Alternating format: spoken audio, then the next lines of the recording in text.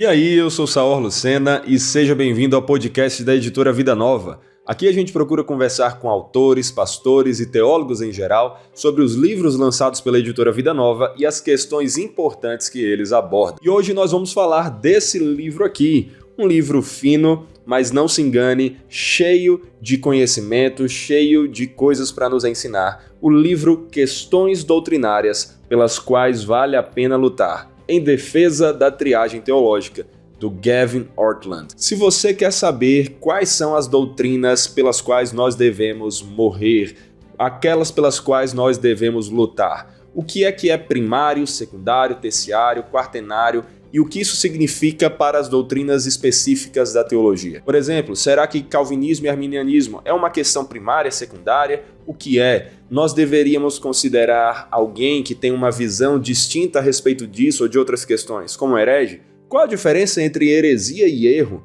Como escolher uma igreja sabendo o que priorizar e o que relevar? E como isso é diferente de cair em um ecumenismo ou um relativismo? Se você tem interesse em aprender sobre essas questões e muitas outras, então você precisa ler esse livro e acompanhar o podcast de hoje com o Tiago Abdala e o Lucas Sabatier nos ajudando a ter esse bate-papo. Lucas, Tiago, sejam muito bem-vindos ao podcast da Vida Nova. É um prazer ter vocês aqui com a gente. É uma alegria poder participar, Saúl. Para mim também, muito bom estar de volta aqui no podcast. Muito bom. O Tiago, como acabou de dizer, está de volta, né? Já esteve aqui algumas vezes com a gente. O Lucas está aqui pela primeira vez. É um prazer realmente ter você aqui com a gente, Lucas. E uma coisa que é legal é essa apresentação inicial. Vou pedir para o Tiago também se apresentar, mas você, Lucas, como é a primeira vez aqui, comece, por favor, se apresentando, né? Onde é que você tem servido, como tem sido seu ministério. Fala um pouquinho de você para a gente. Bom, eu sou o Lucas Sabatier, eu sou professor de aconselhamento bíblico e ética aqui no Seminário Bíblico Palavra da Vida, em Atibaia. Estudei a área de aconselhamento bíblico de maneira mais profunda e tenho aí desenvolvido os meus estudos nessa área já há algum tempo. Se Deus quiser, no final desse ano concluo meu doutorado. Sou pai da Ana Luísa, da Sofia e do Timothy, casado com a Bela há 13 anos, e a gente tem servido aqui em Atibaia de maneira mais próxima do seminário, mas também agora junto da Igreja Batista Revive. Muito bom, Lucas. E você, Tiago, se apresenta mais uma vez aí para o pessoal? Bom, meu nome é Tiago Abdala, eu sou professor aqui no Instituto Missionário Palavra da Vida no norte do Brasil. Estamos há 2 anos e meio, quase 3 anos, agora no final do ano a gente completa.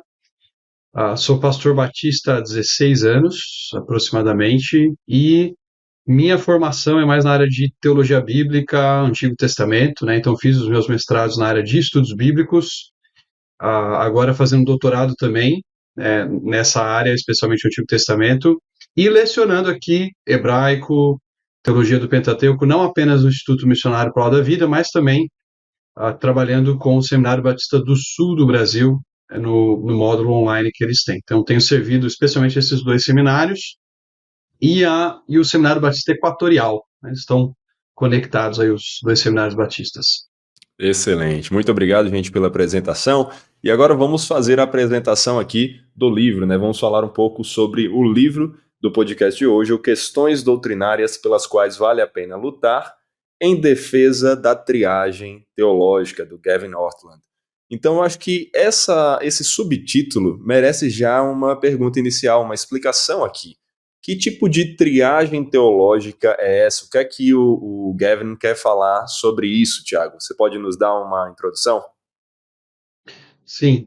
Essa expressão triagem teológica, ela vai surgir ali por volta de 2005, num artigo que o Dr. Albert Mohler publica no seu site, no seu blog, e ele relembra a experiência que ele teve quando estava no hospital há alguns anos. Ele tinha passado ali pela emergência e o pessoal teve que fazer a triagem, né? Então, ele olhando para essa metáfora médica, né, para essa experiência que todos nós temos em alguma medida quando vamos ao hospital, um enfermeiro, um médico precisa fazer uma triagem para saber aquilo que é mais importante, né? Ou o paciente que está assim prestes a perder a própria vida e precisa de um atendimento maior, né, e urgente naquele momento, de outros atendimentos que não são tão graves e tão sérios assim. Então, se você, por exemplo, é um enfermeiro e precisa determinar se alguém que está com uma coriza, né, com uma gripe há 2 dias, se você Tipo deve eu. atender Tipo essa eu aqui. pessoa, tipo o Saúl, entendeu? O Saúl vai ficar esperando um Exato. tempão no hospital e chega Nossa, nem alguém, me sei fala. lá, com algum tipo de sangramento mais sério interno no corpo, por exemplo, tem que uma Sim, hemorragia, né? Essa pessoa tem que ser atendida antes sim. de você, Saúl. Você vai ter que aguardar. É Mas verdade. essa ideia também quando a gente pensa na teologia cristã. Então a gente tem questões que são essenciais ao evangelho, que a gente deve lutar por elas e elas merecem a nossa atenção primária. E há outras questões que são importantes, mas elas não são essenciais, né? Eu acho que essa diferenciação não é que questões como, por exemplo, a discussão que está na moda aí entre calvinismo e arminianismo, né? São questões importantes, mas você pode ter um irmão que pensa diferente nessa questão de você e chamá-lo de irmão ainda assim.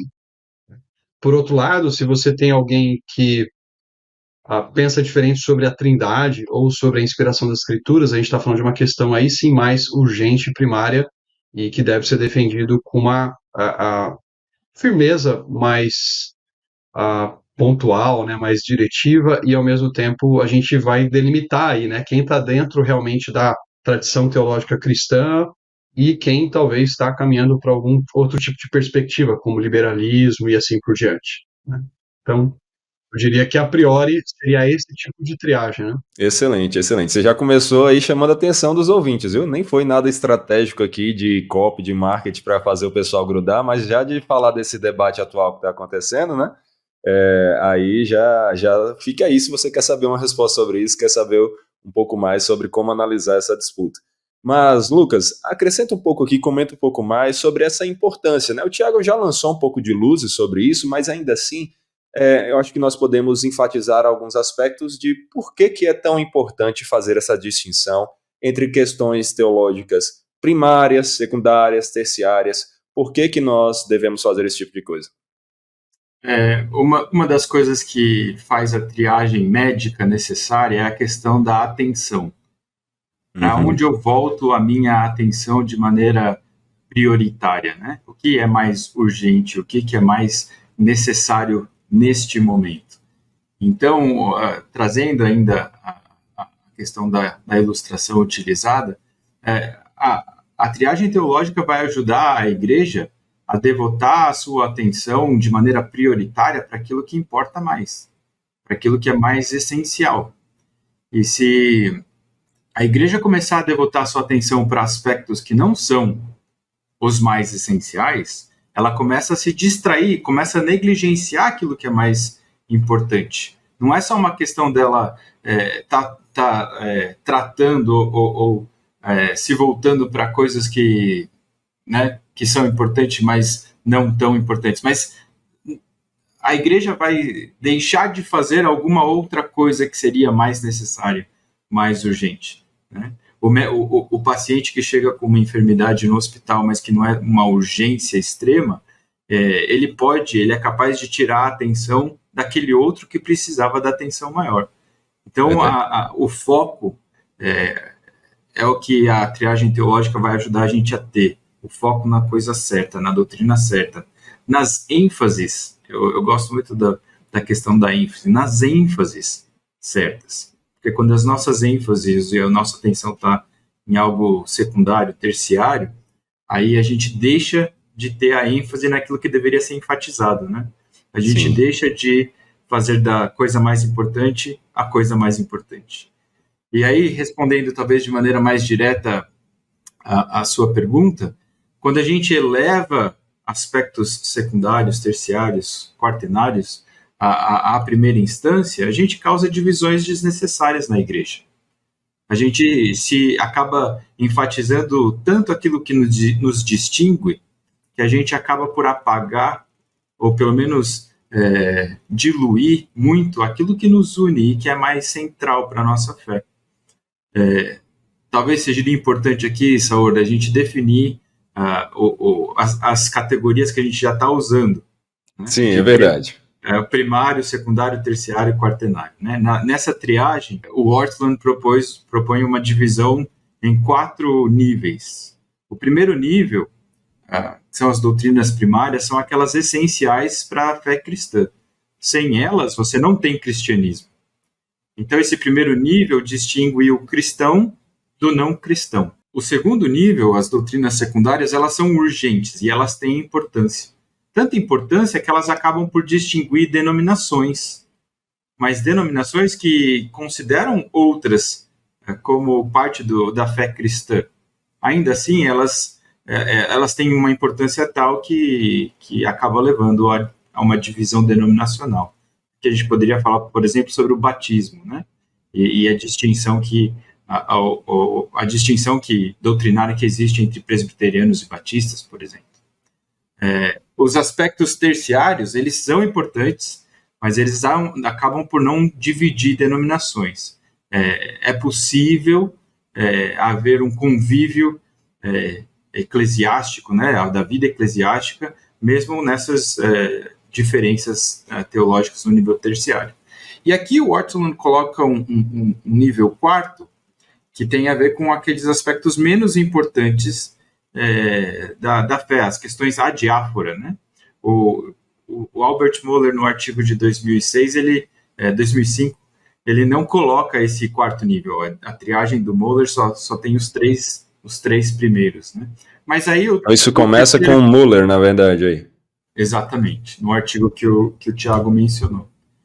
Então, primário distingue o cristão do não cristão. Secundário divide denominações, mas não extrapola os limites da cristandade. E o terceiro, diferenças teológicas, que são importantes, mas que não impedem o convívio no mesmo corpo congregacional. Legal. Tiago, vamos dar mais exemplos dessas categorias? Eu acho que o Lucas já deu ali na segunda categoria um exemplo, né? Mas seria bom a gente ter um pouquinho de exemplo de cada uma delas para uma distinção mais interessante. Talvez as pessoas estejam nos ouvindo e pensando assim, tá, mas e essa questão aqui? Eu deveria classificar como primária, como secundária? Como eu deveria lidar com isso? Então, alguns exemplos vão nos ajudar. Acho que até essa classificação é importante a gente pensar que nas escrituras a gente percebe essa hierarquia de questões urgentes e questões não tão urgentes. Por exemplo, quando Paulo escreve para os Coríntios, lá em 1 Coríntios 15:3, ele fala, olha, antes de tudo vos entreguei o que também recebi. E ele vai lembrar, então, do Evangelho, né? Então, o que Paulo primeiro prega para os coríntios, né? O que ele anuncia para aqueles irmãos? É que Cristo Jesus morreu pelos nossos pecados segundo as Escrituras. Ele foi sepultado, ele ressuscitou. Então, essas questões primárias estão presentes, né? Ou a gente vê Jesus, por exemplo, falando de gradação de juízo para as cidades ali da Galileia em comparação com Sodoma e Gomorra, né? Então, a gente percebe gradação ao longo das Escrituras, né? Ou até mesmo pecados onde você tem um nível de obstinação maior, né? O Gavin Ortlund vai chamar a atenção para esse tipo de gradação. E aí, por exemplo, quando a gente pensa nas questões primárias, é aquilo que o Lucas falou, é aquilo que define quem é cristão e quem não é. Né? Se a gente pensar até no livro antigo do Gresham Machen, né, sobre cristianismo e liberalismo, ele vai justamente estabelecer, por exemplo, o liberalismo como uma tradição fora, né, ou como uma forma de pensar que está fora do cristianismo. Então, são questões que, se a gente pensar, especialmente no começo do século XX, com a produção dos fundamentos, né, é aí que a gente encontra ou que a gente percebe a definição do que é primário ou não. Por exemplo, doutrina da Trindade. Negar a doutrina da Trindade vai afetar diretamente o Evangelho.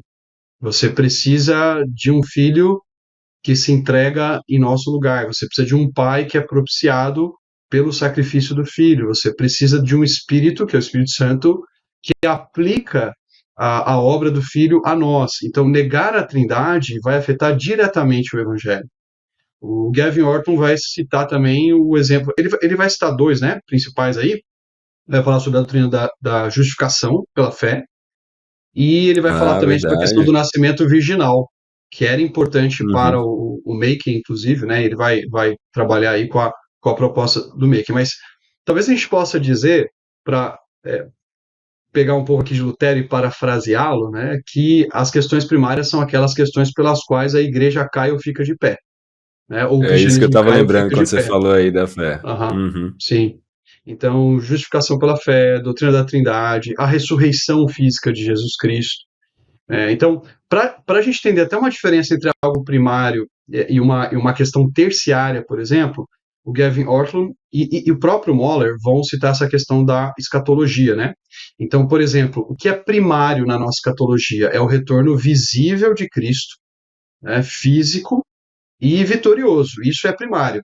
Quem nega a vinda física de Jesus, o retorno físico de Jesus, está negando algo que é primário para nós. Jesus voltará, isso é uma certeza. Agora, Jesus vai voltar antes da tribulação, Jesus vai voltar depois da tribulação, Jesus vai voltar depois do reino milenar dele no coração dos santos. Essa é uma questão terciária, ela não é nem secundária, ela é terciária. Por quê? Porque o que é essencial aqui é que nós cremos na vinda de Jesus. E eu posso congregar, eu posso me relacionar com irmãos que pensam diferentes nessa questão escatológica. Por exemplo, sei lá, eu mesmo, tá? Faço parte de uma igreja onde os meus pastores, onde eu congrego, eles são, em geral, pré-milenistas, pós-tribulacionistas. Eu, como professor do Seminário Palavra da Vida aqui, sou pré-pré.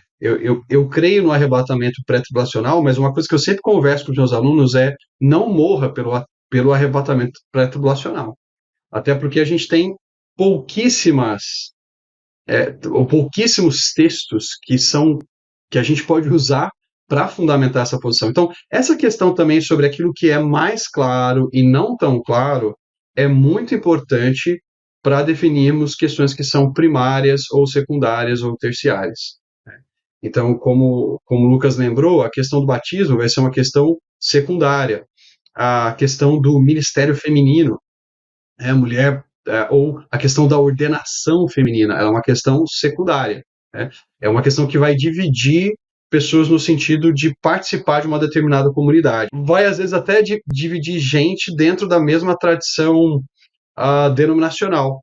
Então, você tem, por exemplo, se a gente pensa nos reformados nos Estados Unidos, né, eu tô com isso na cabeça aqui porque, por estar fazendo um doutorado lá nesse ambiente, o que a gente percebe é, por exemplo, você tem gente que formou uma nova denominação, ou uma denominação que era mais antiga, aliás, né, que acabou aceitando ordenação feminina e tal. Outras denominações menores foram saindo dali porque pensavam diferente a respeito da ordenação feminina.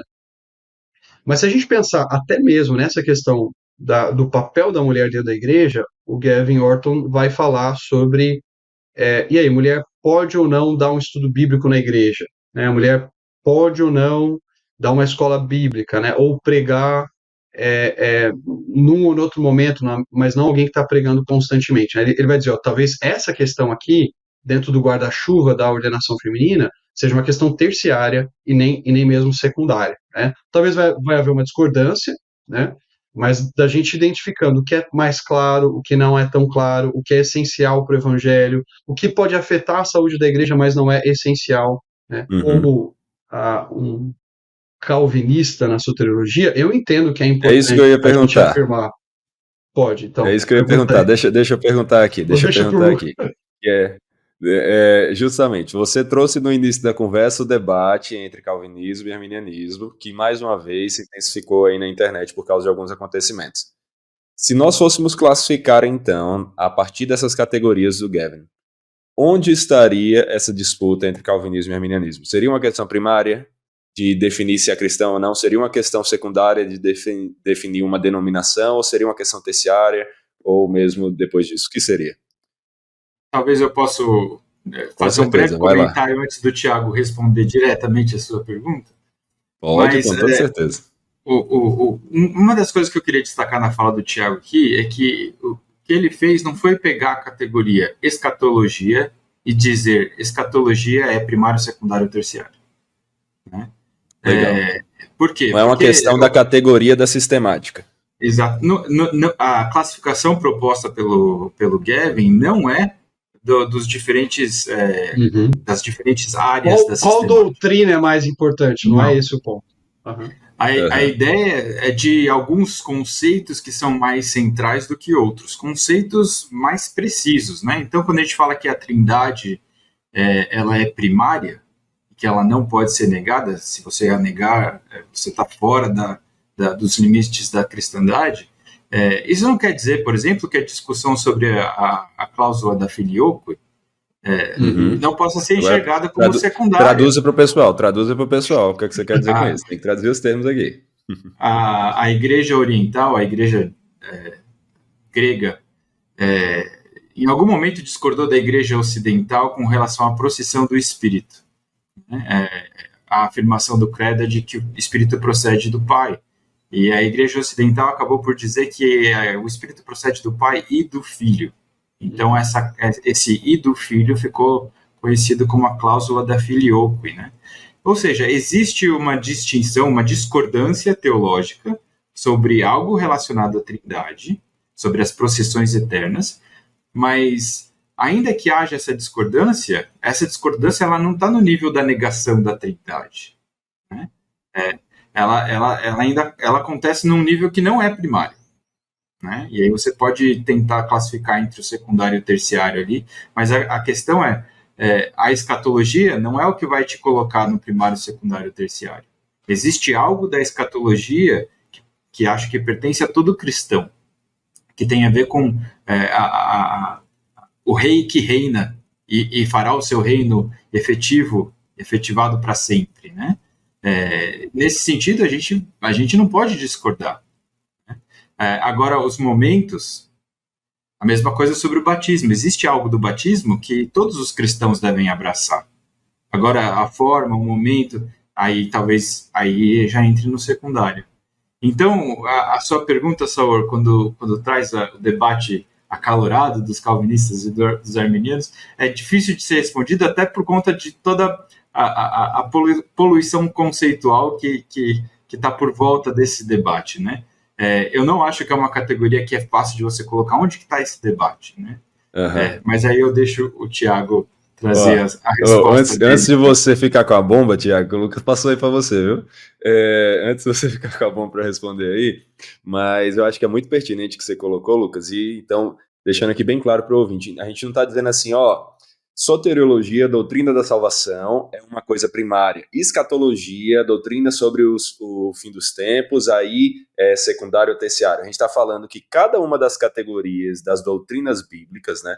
E aqui a gente está usando muito as categorias da sistemática, né? Soteriologia, cristologia, escatologia e tudo mais. Mas cada uma delas tem elementos primários, tem elementos secundários, tem elementos terciários, e aí a gente precisa saber fazer uma distinção entre elas, né? A gente vai enfatizar mais sobre isso aqui para você que está nos ouvindo.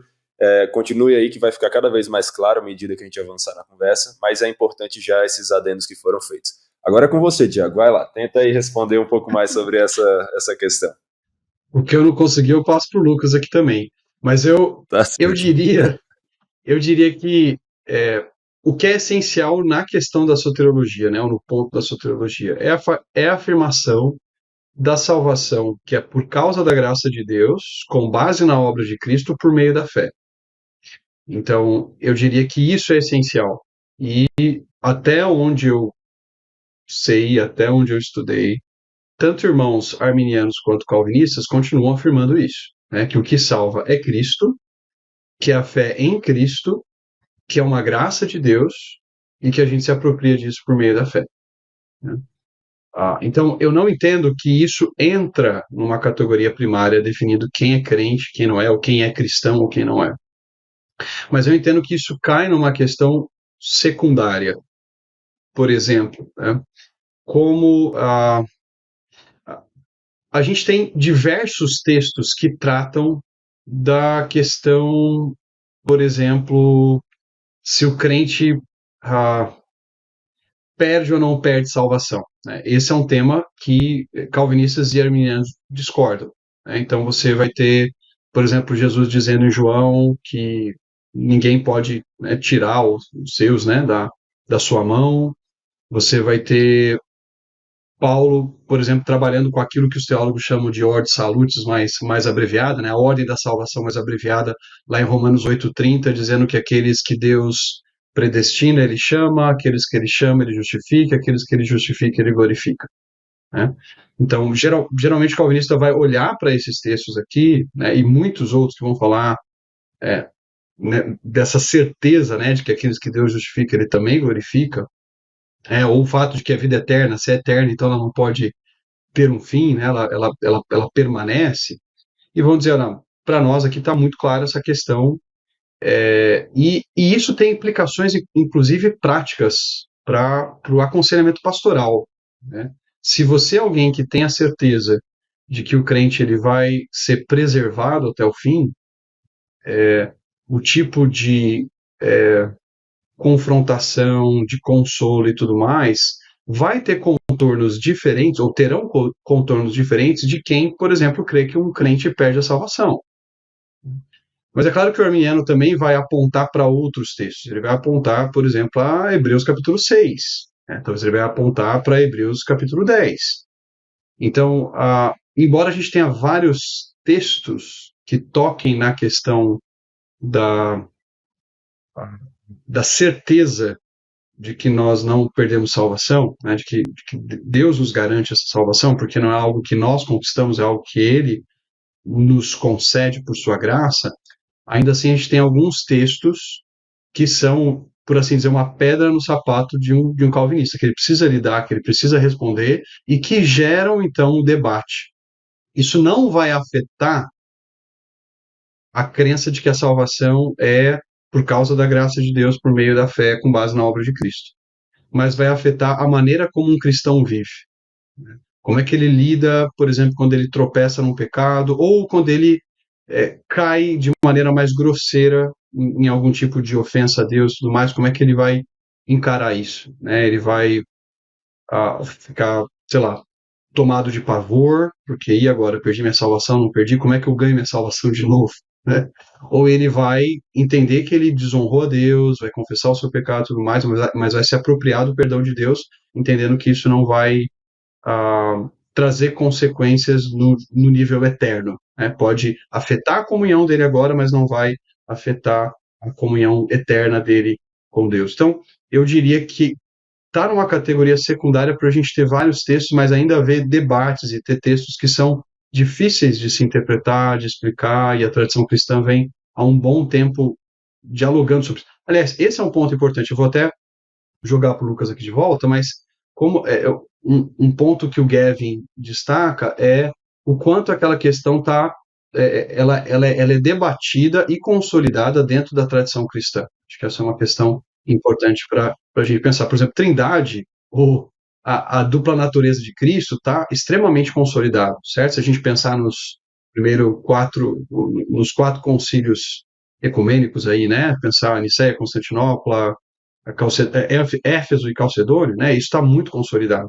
A questão específica sobre perda de salvação ou não perda de salvação, ela foi debate especialmente, talvez para a gente pensando aqui como protestantes, durante o período da Reforma e pós-Reforma, né?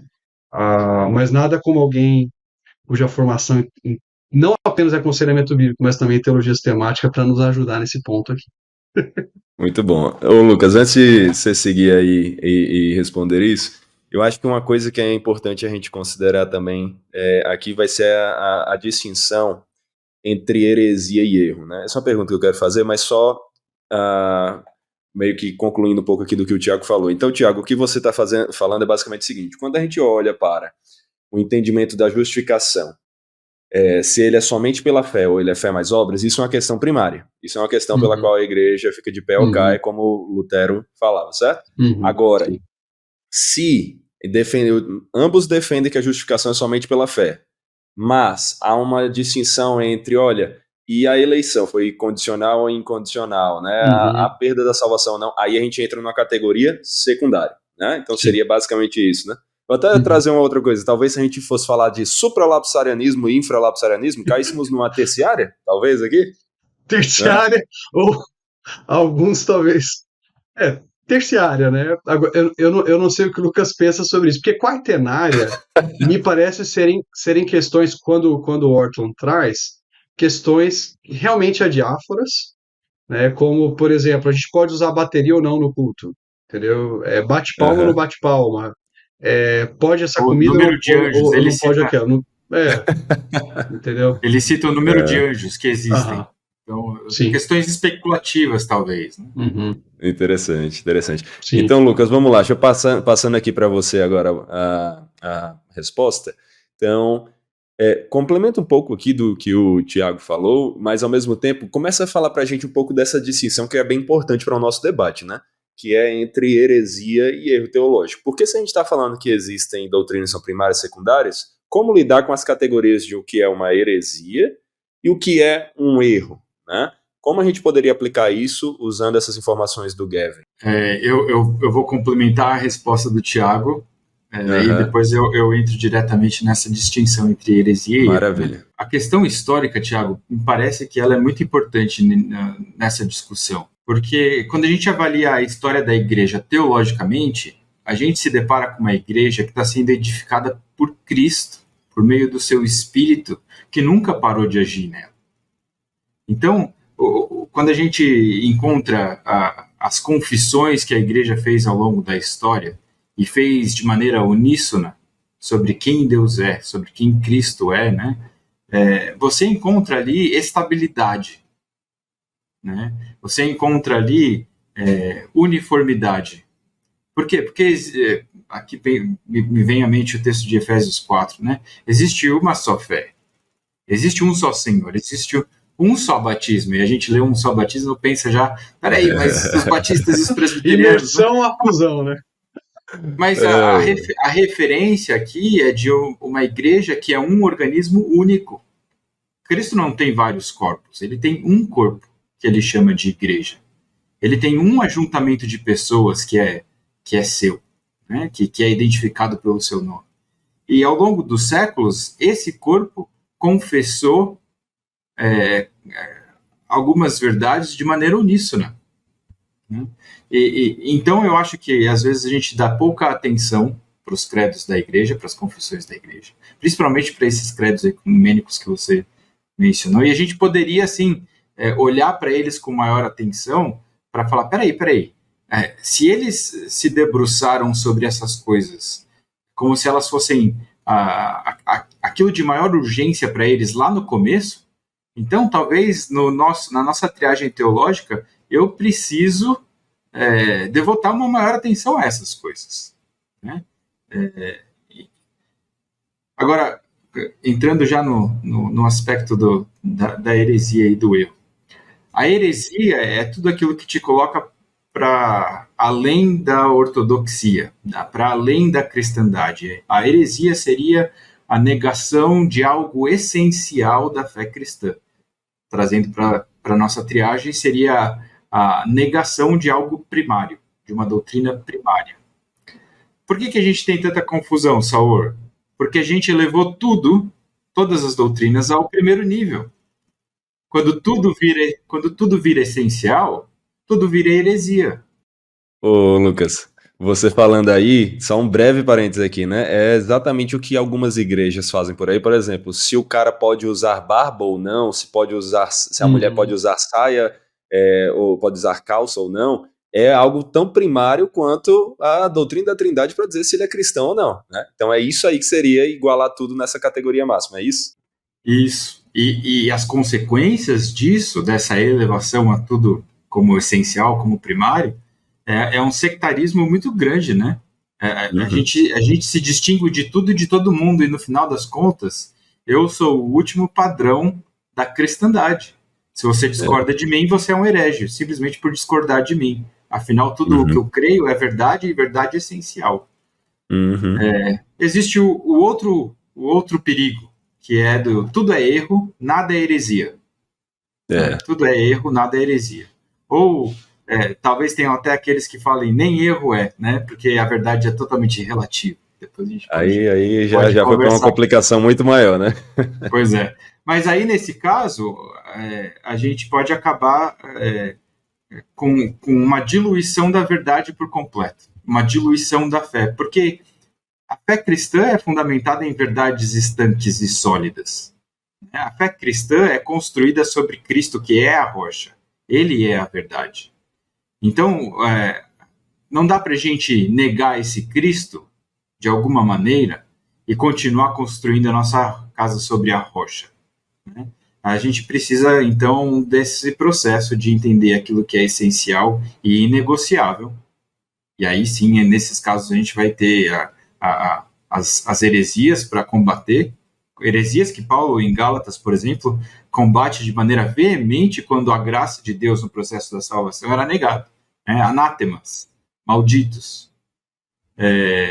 Mas, de outro lado, essa triagem vai permitir que a gente entenda erros como possíveis, eles acontecem, e talvez esses erros sejam nossos, porque o erro e o engano, né, eu gosto de pensar no engano como algo traiçoeiro, porque eu só estou enganado porque eu não sei que eu estou errado, né? Se eu soubesse, eu não estaria enganado, né?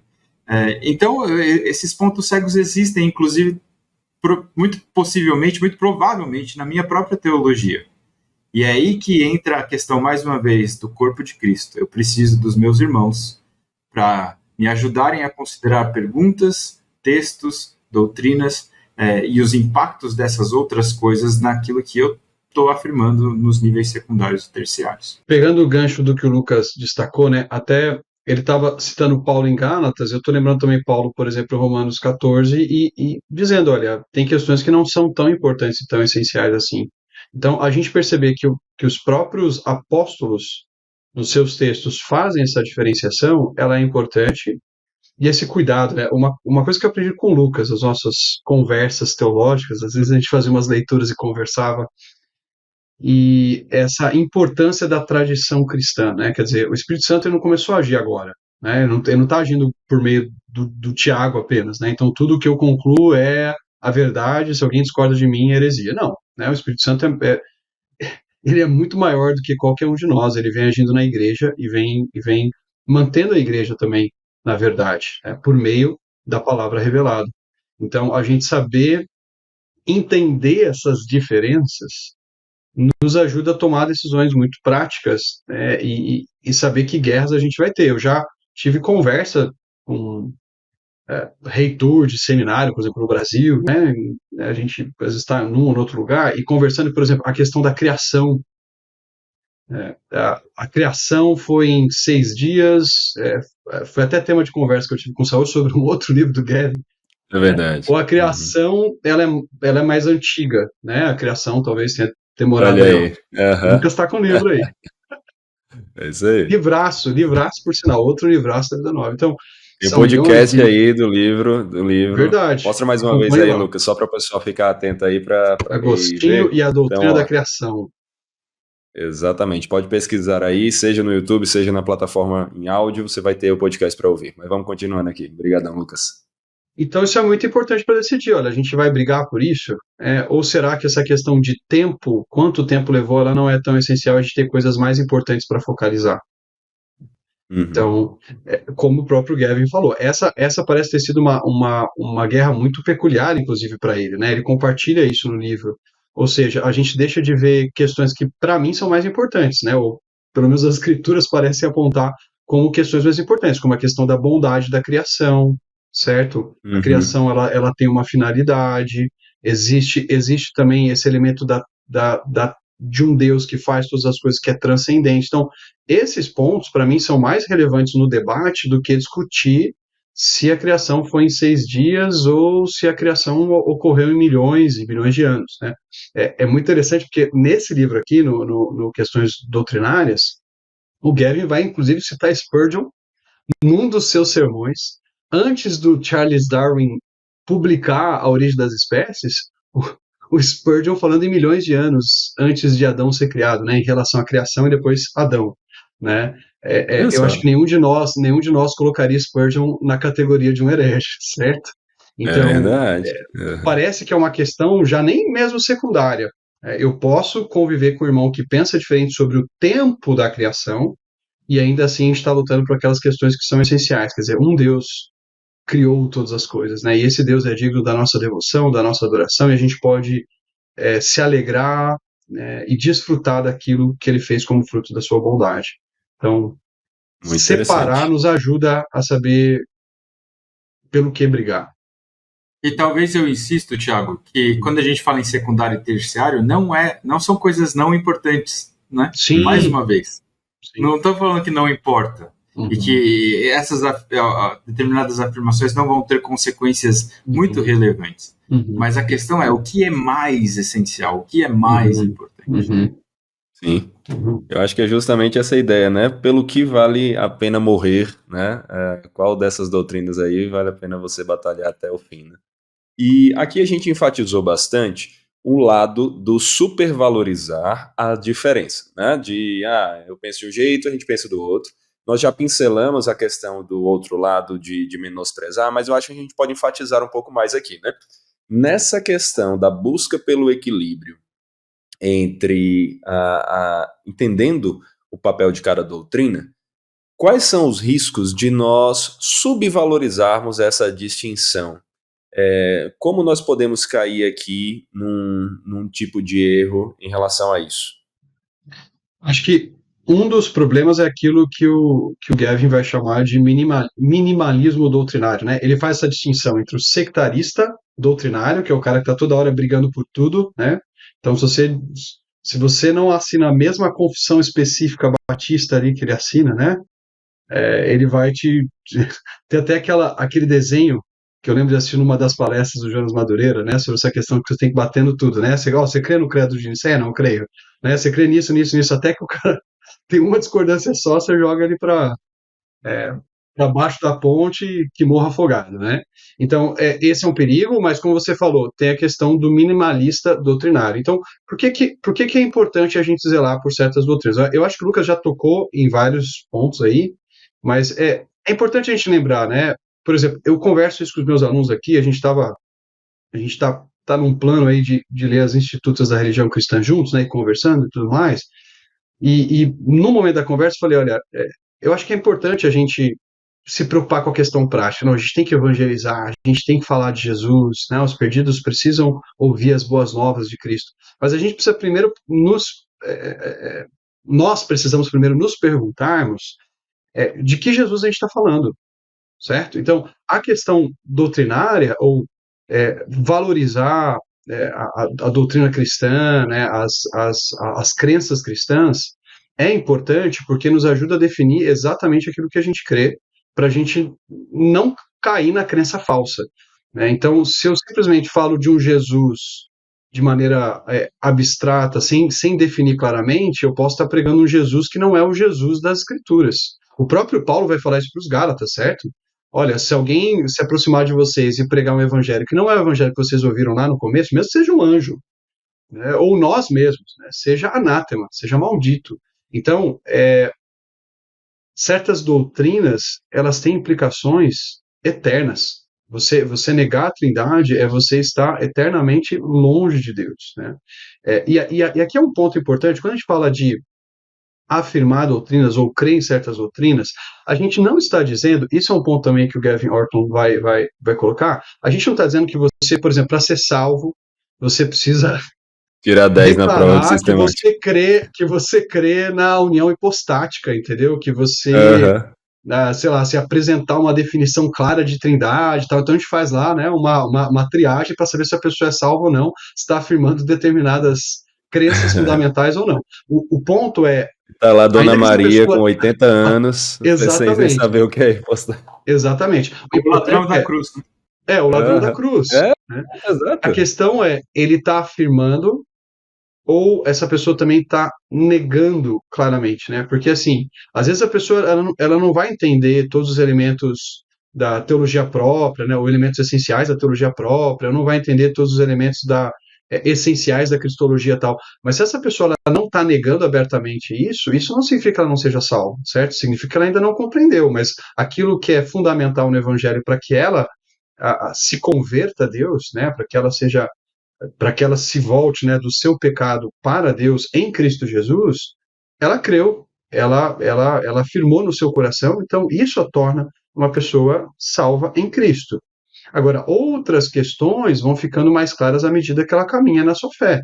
Então, por exemplo, a minha filha mais nova, ela afirma crer em Jesus. Mas semana passada a gente estava conversando sobre a doutrina da Trindade, ela estava querendo entender um pouco mais a questão da doutrina da Trindade, né? Eu confesso que eu fui muito tentado a quase cair no modalismo ali, né? Usar estado sólido, líquido, As gasoso, ilustrações, exato. mas me esquivei disso, né? Falando, não vou ensinar minha filha a ser herege aqui, mas eu tive que explicar de uma maneira que fosse clara, né? Falando sobre o fato de que o Pai, o Filho e o Espírito eles têm os mesmos atributos, certo? Os três são santos, os três são todo-poderosos, os três são oniscientes, assim por diante. E ela falou, papai, mas ainda assim isso é difícil. Eu falei, filha, se fosse fácil entender Deus, Deus não seria Deus, né?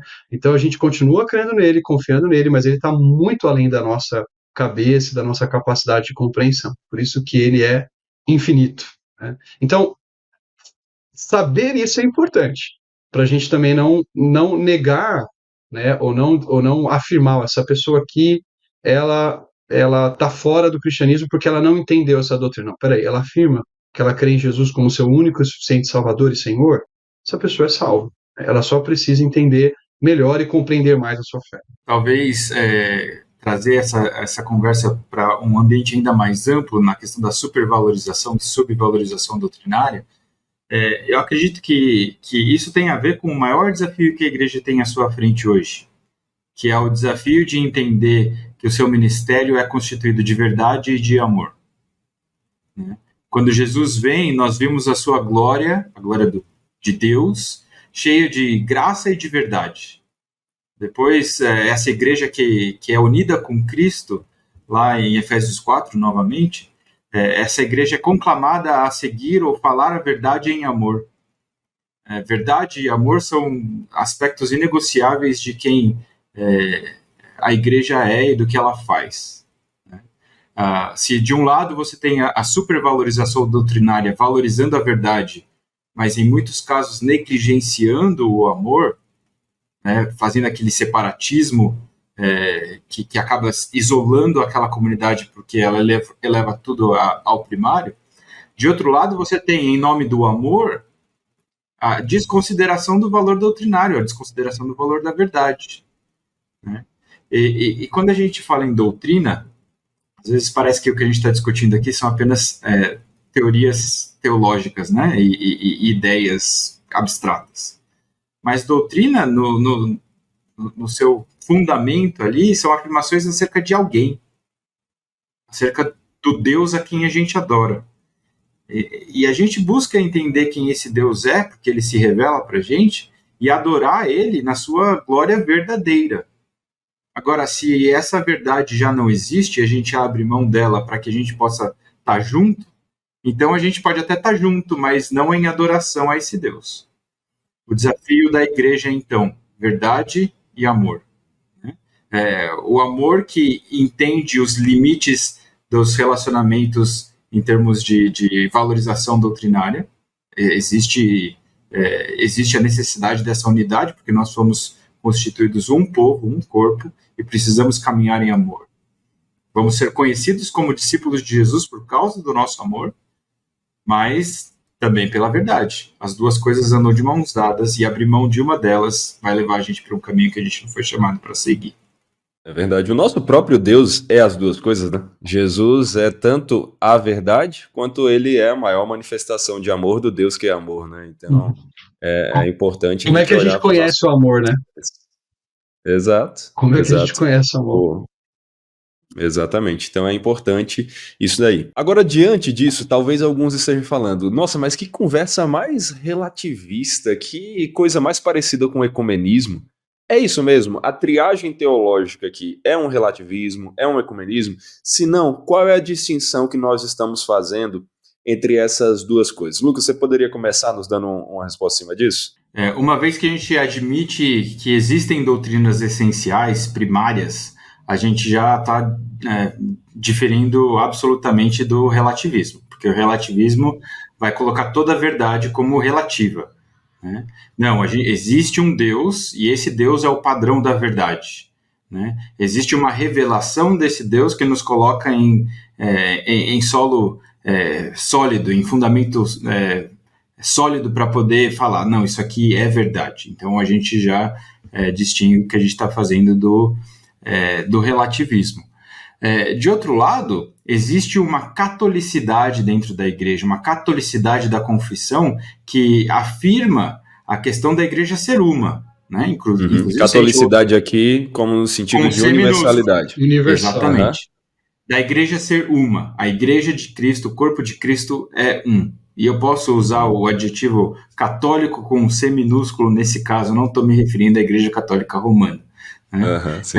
Essa universalidade, essa unidade que a igreja desfruta por estar toda ela unida a um Cristo, isso é diferente de um ecumenismo sem critérios, né? Um ecumenismo que valoriza a unidade apesar da verdade, né? Em detrimento da verdade. Não é disso que a gente está tentando, não é isso que a gente está tentando promover aqui. Pelo contrário, a triagem teológica nos ajuda a fugir do relativismo e de um ecumenismo sem critérios. O que a gente quer, sim, é enxergar unidade onde ela de fato existe e promover a cooperação que deveria existir dentro da igreja e que muitas vezes não existe, inclusive interdenominacional, por conta desse sectarismo que leva tudo à primeira categoria. A gente, mais uma vez, nessa questão de seguir a verdade e o amor, é lembrar que Deus se importa com a nossa unidade também. A nossa unidade também é importante no sentido de que ela comunica para o mundo o próprio Evangelho de Cristo Jesus. Por exemplo, João 17:21, Jesus vai orar, olha, que eles sejam um, Pai, assim como tu és em mim, né? Aí ele termina o versículo 21 dizendo, a fim de que o mundo creia que tu me enviaste. Então, uma igreja que está sempre brigando intramuros, ela não é um bom testemunho do Evangelho de Jesus Cristo. Então, falar de unidade não é ser relativista, porque a gente crê que existe um núcleo duro de doutrinas que precisa ser afirmado, precisa ser crido. Por outro lado, também não é um ecumenismo no sentido de um pluralismo religioso. Né? Então, por exemplo, quando você afirma que a salvação é só em Cristo, você já está repelindo o ecumenismo. Por exemplo, como eu vi muito em ambiente universitário, quando eu fiz uma das minhas pós-graduações aí, onde você tinha, às vezes, pastor evangélico, pai de santo, professora católica, todo mundo conversando como se a questão da verdade doutrinária não fosse importante. Né? Ela é importante, a gente pode, não estou dizendo que a gente não pode conversar com quem pensa diferente, ok? A gente deve conversar com quem pensa diferente e expor as verdades, mas não reduzir aquilo que é o núcleo duro para que seja mais palatável com quem nós estamos dialogando. Não? A gente precisa afirmar em amor, com respeito, mas continuar dizendo, é isso que define um cristão, e é esse o caminho que Jesus estabeleceu para a salvação. Não tem outra porta, né? Só existe uma porta estreita que Jesus estabeleceu. Então, afirmar um exclusivismo soteriológico, exclusivismo no sentido de que apenas em Cristo é possível ser salvo, a gente já está colocando de lado o pluralismo, e dizer que existem verdades que são essenciais para a fé, a gente também está excluindo o relativismo. E uma coisa que eu observo em cima da sua memória dos tempos universitários é a alergia que a nossa cultura e o nosso tempo tem com relação a dogmas. Né? Os dogmas da igreja. Você falou em dogmas, a pessoa já pensa em algo pejorativo. Né? Quando, na verdade, os dogmas da igreja têm a ver com essas questões que são fundamentais à fé cristã, e eles não são da igreja, eles são afirmações da revelação, daquilo que foi recebido da parte de Deus. Não é que a igreja decidiu criar determinados dogmas que lhes eram convenientes. Talvez em algum momento alguma vertente do cristianismo fez isso, e fez isso de maneira a violar a revelação. Mas de maneira mais conceitual e básica, dogmas são afirmações acerca daquilo que é essencial. Tanto que a gente tem alguns, por exemplo, o Herman Bavinck, o teólogo reformado holandês, ele escreveu o livro inteiro, o volume dele é a Dogmática Reformada, né, de teologia dogmática. Por quê? Porque os dogmas regem aquilo que é mais central, mais claro, mais importante, rege a maneira com que ele lida com cada campo da teologia. Isso que você fala tem a ver com esse espírito antidogmático da nossa sociedade para tudo, né? Não só na religião, a religião é talvez o bicho-papão para quem pensa assim, mas a ciência também, até isso é refutado, né? Qualquer dogma do tipo, homem é assim, mulher é assim, pronto, já é um dogma que as pessoas querem derrubar, né? E é como você Como falou, se as pessoas não tivessem, né? Como se elas não tivessem seus próprios dogmas, né? Exato, é impossível. O próprio antidogmatismo já é um dogma. É dogmático. Exato. Então, aqui a gente entra numa conversa toda sobre relativismo e tal, né? Que tá totalmente ligado, né? Mas uma coisa que eu quero só falar aqui, que eu acho bem legal de tudo que a gente conversou, é o seguinte: como a escritura é a base de tudo que a gente está falando, ela é a nossa regra de fé e prática, mas isso não significa que é a escritura desprovida de qualquer outra coisa. Nós, ao mesmo tempo que entendemos que a escritura é por onde nós vamos guiar a nossa fé e a nossa prática, a tradição, como um meio, como um instrumento que Deus usou para olhar para as escrituras e nos dar resumos ali, né, sintetizar ali ensinos da escritura, quando está de acordo com a escritura, ela também é um instrumento útil para a nossa fé, né? Então, toda essa conversa que a gente fez aqui, várias vezes vocês ressaltaram isso. E eu acho isso importante da gente enfatizar. A escritura tem poder magisterial, ela nos ensina de fato. E a tradição tem poder ministerial. Ela serve à autoridade magisterial da escritura para nos entregar de maneira talvez mais mastigada aquilo que Deus nos revelou na sua palavra. Pronto, então alguém já coloca aí uma frasezinha, né, para postar no Instagram depois dessa frase aí do Lucas. Gostei da distinção. E aí, pessoal, eu quero ir aqui com vocês já para questões mais práticas de tudo isso que a gente está falando. Mas, ao mesmo tempo, antes da gente entrar nessa questão prática em si, eu acho bom a gente voltar para as escrituras, né, e enfatizar um pouco mais delas aqui a partir do que aspecto. A gente está falando tanto dessa importância de distinção entre doutrinas. Nós poderíamos usar aqui, nós vemos na escritura algum texto que nos mostre na escritura coisas sendo distintas. Vocês falaram um pouco de Paulo, falaram um pouco de Pedro também, se eu não me engano, mas tem algum texto que ali a gente consiga perceber claramente essa questão de uma doutrina mais importante que outra? Acho que o Lucas tinha até chegado a mencionar alguma coisa, mas o Tiago também tiver algo a dizer, por favor. O Tiago mencionou o texto de 1 Coríntios 15, quando Paulo fala antes de tudo, né? Esse antes de tudo, ou primeiramente, em outras traduções, esse primeiramente não tem a ver com temporalidade, tem a ver, esse antes de tudo, antes, não tem a ver com o primeiro momento, tem também a ver com importância, né?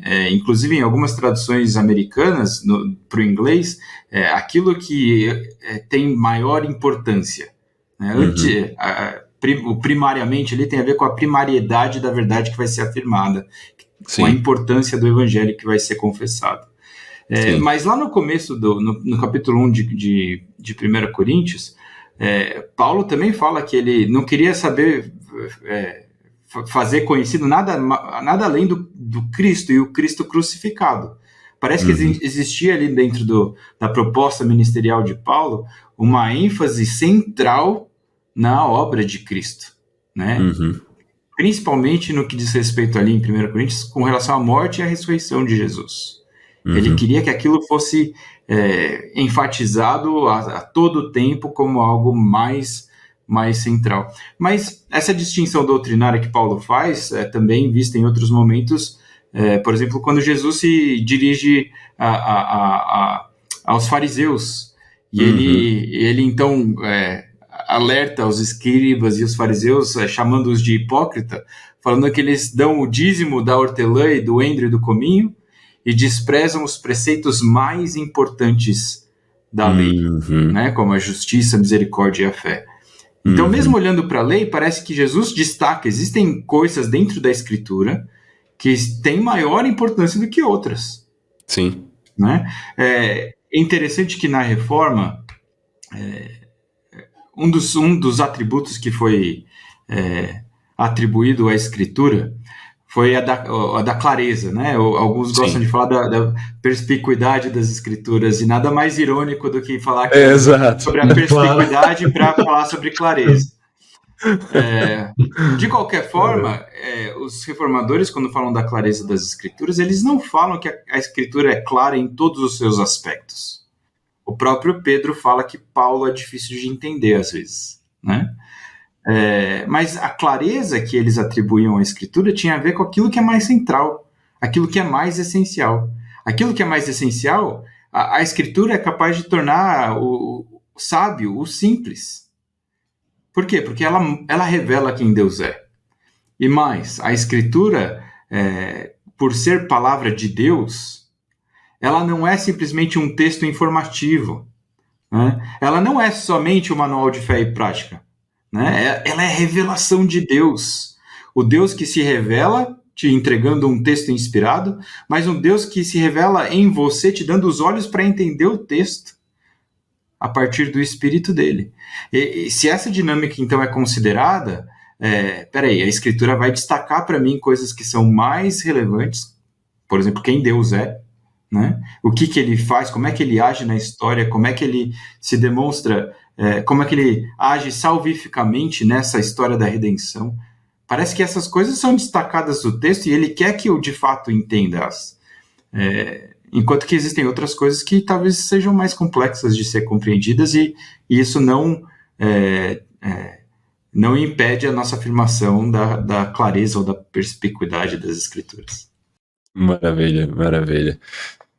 E aqui a gente termina essa parte mais teórica, que, claro, teve muita prática também, teve muitos conselhos práticos, mas agora vamos chegar ao seguinte, vamos chegar para aquele ouvinte que está aqui nos acompanhando e ele está pensando, tá, mas o que eu devo considerar na hora de escolher uma igreja, ou mesmo de decidir se eu permaneço ou não na minha igreja, quando eu percebo alguma variação, eu vou usar o termo aqui só como distinto dos outros, variação do que a Escritura diz e do que está sendo pregado, né?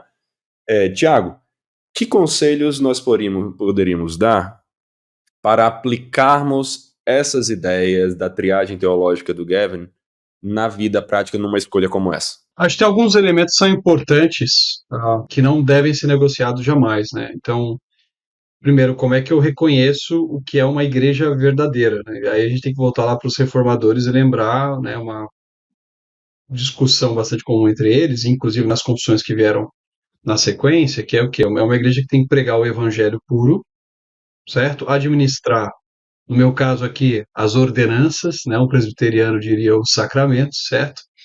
E alguns vão dizer, inclusive, que o terceiro elemento seria a prática da disciplina eclesiástica, né? Então, esses são três elementos muito importantes.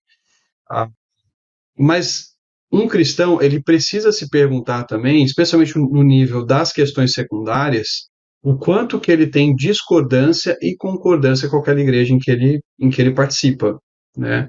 É claro que aí a gente, poxa, quando a gente pensa em igreja saudável, né? A gente está pensando numa igreja em que a pessoa precisa se perguntar, olha, está tendo exposição da palavra de Deus na minha igreja? Ah, existe uma preocupação com uma liderança bíblica, né, para que a liderança exerça esse seu papel de acordo com os critérios que as escrituras estabelecem? Existe um conceito claro do que é conversão, né, do que é ser parte da igreja, que é ser membro, que eu tô lembrando aqui das 9 marcas do Mark Dever, né? Mas são questões importantes para a gente considerar uma igreja saudável, certo? Agora, se eu tenho discordâncias significativas nas questões secundárias, eu realmente preciso avaliar se ali é o melhor local para eu florescer e servir como cristão. E não há problema nenhum em você dizer, olha, eu tenho tantas discordâncias aqui, eu entendo que vocês são crentes em Cristo Jesus, eu entendo que são convicções claras que vocês têm, mas eu penso diferente. Por exemplo, para um batista é muito difícil ser membro de uma igreja presbiteriana, embora eu não creia que seja algo impossível, né? Mas é uma questão secundária que ele precisa considerar, né? Eu tive um caso já até dentro da minha família, uma pessoa muito querida que estava num outro país, num outro local, e na cidade em que eles estavam, a igreja saudável que tinha era uma igreja presbiteriana, e eles são batistas, né, na sua formação e tudo mais, nas suas convicções e tal. Eles participaram, serviram a igreja presbiteriana ali durante um bom tempo, inclusive se envolvendo com liderança de jovens, porém, essa pessoa não assumiu o papel de presbítero da igreja. Por quê? Porque ela não conseguiria subscrever a confissão de Westminster por inteiro, especialmente na questão do batismo, certo? Aqui você toca num ponto que eu tenho que falar um pouco, que é testemunho pessoal, né? Inclusive, algumas pessoas por que favor. acompanham sabem porque foi algo que exigiu até algumas explicações na internet, porque algumas pessoas me acompanhavam, né? E eu, por exemplo, eu me converti numa igreja batista, mas aí fui estudando, eu vi as doutrinas da reforma, as doutrinas da graça, me alinhei mais com a teologia calvinista, e a batista que eu estava não era nenhuma questão de simplesmente ser calvinista ou não, ela não estava muito saudável. Não vou entrar em detalhes. E aí eu conheci a igreja presbiteriana, e era na época que eu conheci, a única que pregava as doutrinas da graça na minha cidade. Então eu fui para lá. Mas eu nunca fechei com o pé do batismo. Fui para o seminário, continuei estudando, me envolvi com a igreja local, preguei, liderei jovens. Quando eu ia ensinar sobre essa parte, eu falava, olha, os documentos da Confissão de Fé de Westminster ensinam assim, mas eu não fechava. Quando eu terminei o seminário, eu passei algum tempo estudando para chegar a uma decisão, porque era algo que eu ainda não tinha uma compreensão final para mim. E foi quando eu vi que eu estava mais alinhado com a teologia batista reformada de 1689, né?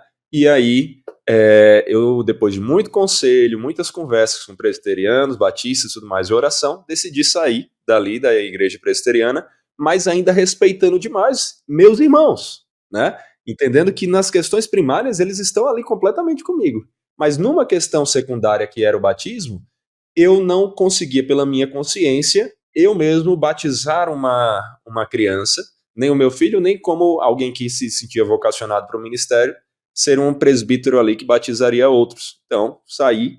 Mas olha, quando eu vim para Jundiaí, que é onde eu moro hoje, antes de pensar em qualquer coisa de plantação, eu estava frequentando a igreja presbiteriana, que era a igreja que, na época, eu considerava aqui, eu via aqui como a mais saudável da cidade, uma igreja abençoada. Mas por questões de consciência e outras ações, então a gente plantou a Igreja Batista Reformada de Jundiaí. Eu acho que fica interessante essa pequena digressão aqui, esse testemunho, porque é bem do que você estava falando, né? Você tocou no assunto do presbiteriano e batista, não dá para eu não falar aqui, né? E a mesma coisa para um presbiteriano, né, Saúl? Ele vai ter muita dificuldade de estar numa igreja, por exemplo, como é que batistas enxergam os seus próprios filhos? E como é que presbiterianos enxergam os seus próprios filhos? Certo? São várias questões que vão vindo à superfície e que vão, de alguma forma, definir que tipo de igreja você vai se tornar membro, né? Isso não significa que você não possa congregar, participar. Eu mesmo já, né, participei de algumas igrejas que não são necessariamente tradição batista, né, mas talvez de uma tradição mais reformada, presbiteriana, e estou ali com os meus irmãos, e é tão bom e tão gostoso adorar a Deus, né, a gente aprende tanto, é desafiado e tudo mais, porém, quando eu penso em uma igreja na qual eu devo congregar, participar, eu entendo que essa é uma questão secundária importante que eu preciso avaliar.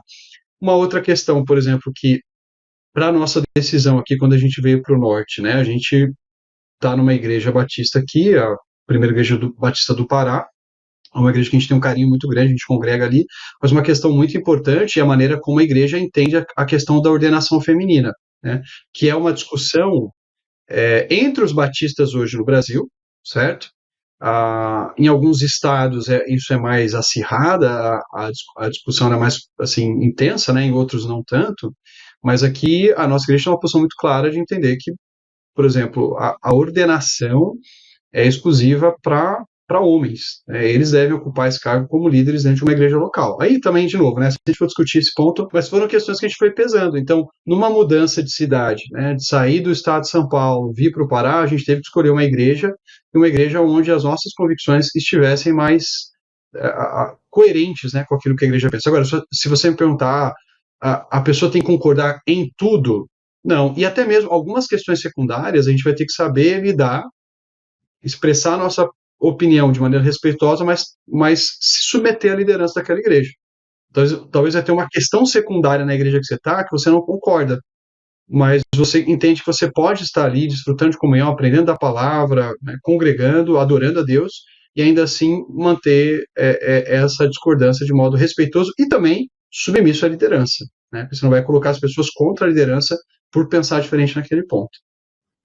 Lucas. Uma das pressuposições que está permeando a nossa conversa aqui é de que existe uma abundância de igrejas possíveis.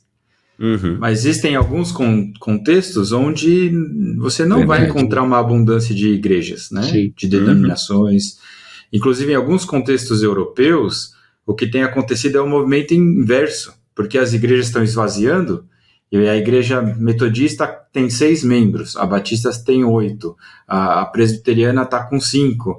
Ao invés de cada um tentar se manter por causa das distinções, eles estão se unindo.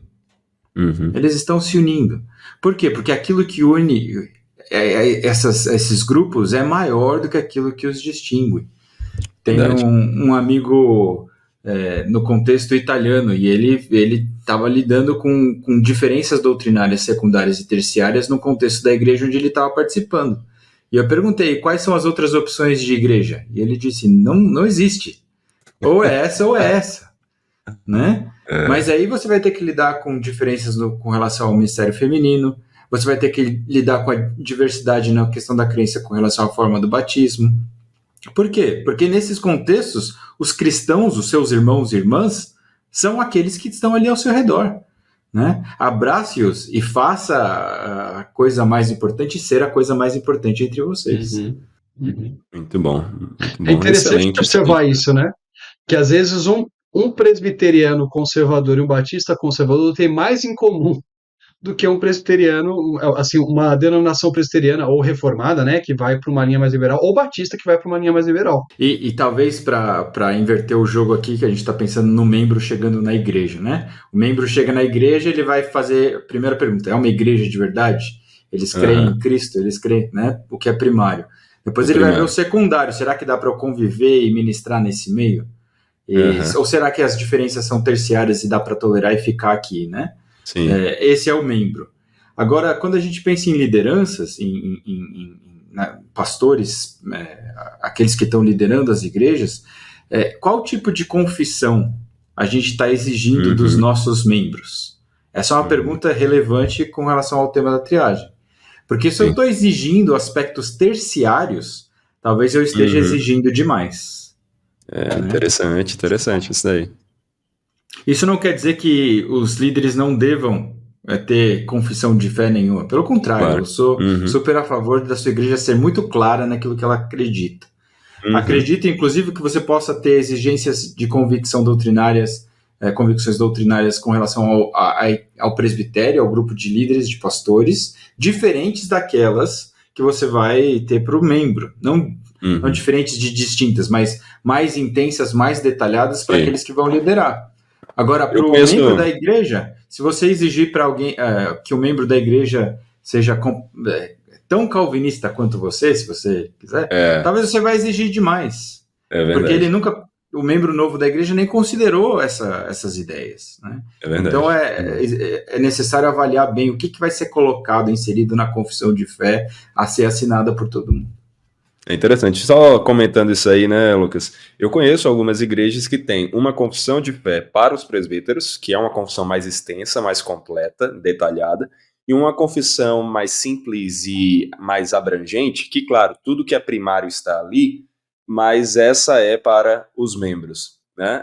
Não é o que nós fazemos aqui, por exemplo, na minha igreja, mas é interessante esse ponto, é respeitável, e envolve isso que você falou, né? E mesmo quando você coloca uma única confissão, você também tem que ter essa flexibilidade que você enfatizou muito bem aí, porque às vezes tem um irmão que não vai conseguir entender tão bem algum ponto, ou simplesmente não vai concordar num ponto menor, né, em algum detalhe da confissão, e poxa vida, né? Aí é justamente entrar em batalhas que a gente não deveria morrer por elas, né?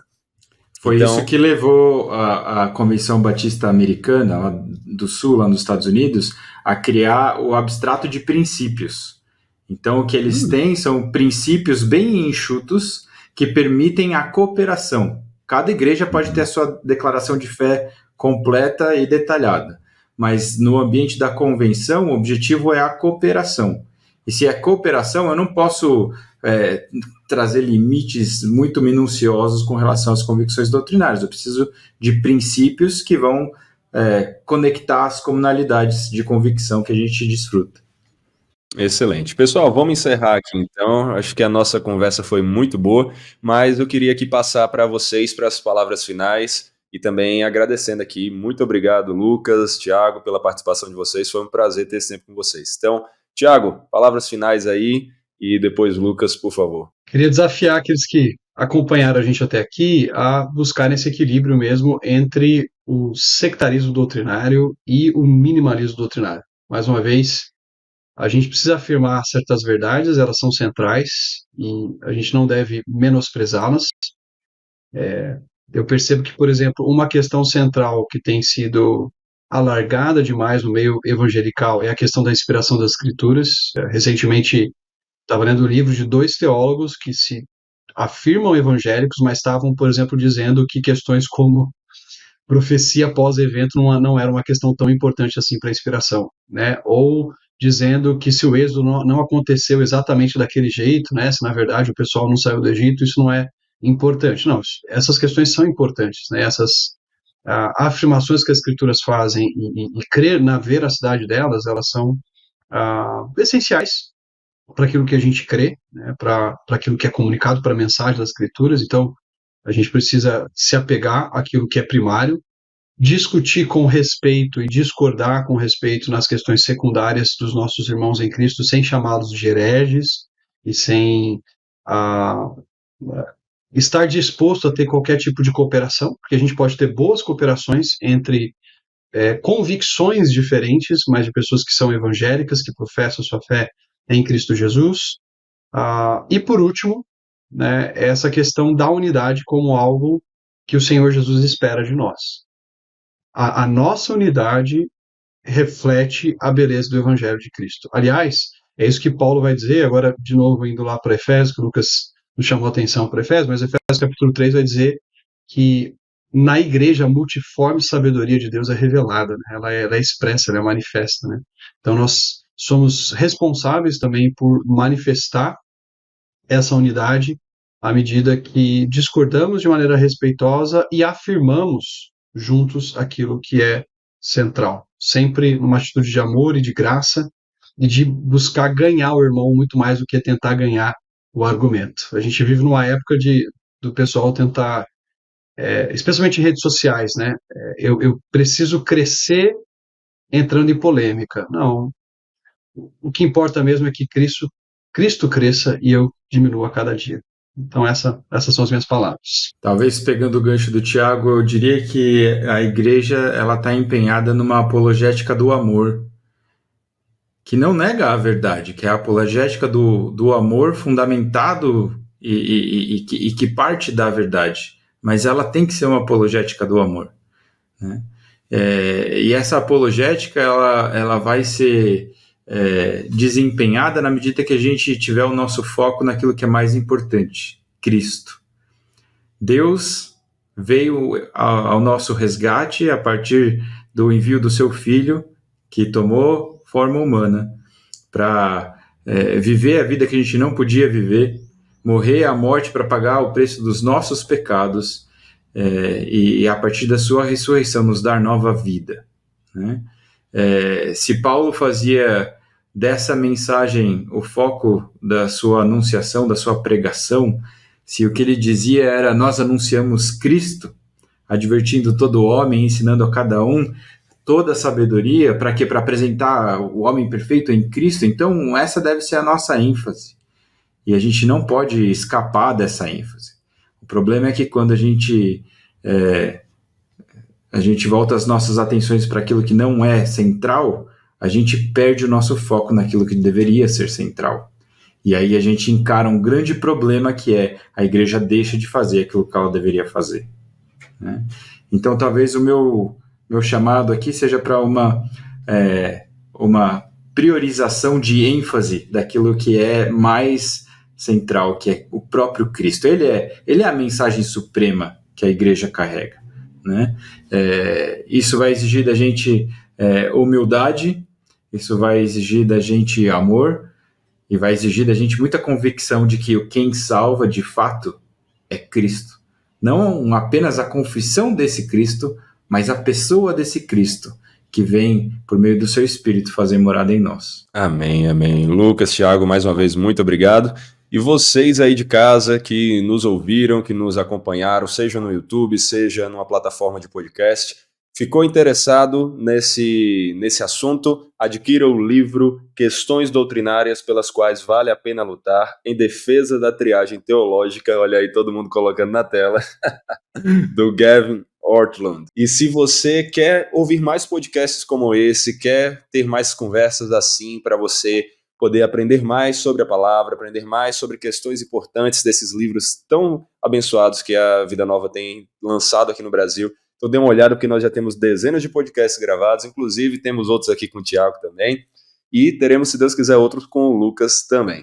Então é isso aí, nos ajude compartilhando com outras pessoas. Até a próxima, valeu!